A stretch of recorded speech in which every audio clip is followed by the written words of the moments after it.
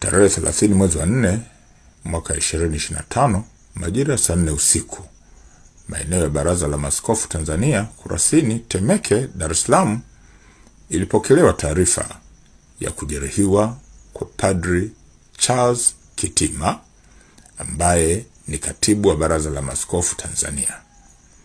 Padri huyo inadaiwa tangu saa 3 asubuhi walikuwa na kikao na viongozi wa dini mbalimbali katika eneo hilo, na baadaye, baada ya kikao kuisha, yeye majira saa 1 jioni alikwenda kwenye kantini yao ambapo aliendelea kupata kinywaji hadi saa 4:15 alipokuwa maliwatoni pembeni ya kantini hiyo.